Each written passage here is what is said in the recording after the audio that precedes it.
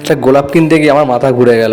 কেন বললাম কথাটা, আমি তো সকাল সকাল অফিস চলে এসেছি, আমার তো সেরকম কোনো টাইম নেই যে এক্সট্রা কোনো টাইম বের করে গোলাপ কিনতে যাবো বা কোনো রকম স্পেশালভাবে কোনো কিছু করবো।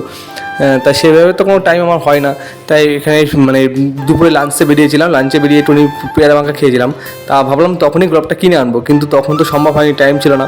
তা বাড়ি যাওয়ার সময় কিনে নিয়ে যাবো ভেবেছিলাম, কিন্তু আমার তো টাইম খুব খুব খুব কম থাকে।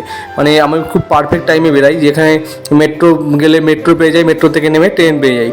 ওই জন্য আমার কাছে টাইম খুব খুব কম থাকে।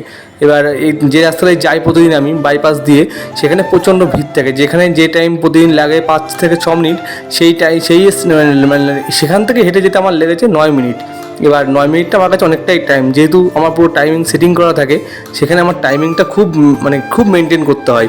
এবার 1 মিনিট এদিক ওদিক হলে মেট্রো পাবো না, মেট্রো না পেলে আমি ট্রেন পাবো না।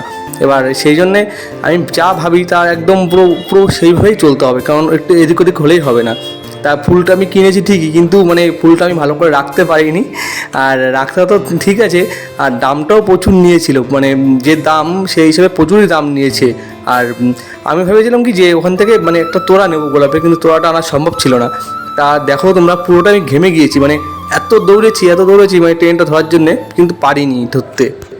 সব কিছু টাইমের মধ্যে ম্যানেজ করা খুবই খুবই কষ্টকর, আর সেভাবে ম্যানেজ করে চলতে হবে।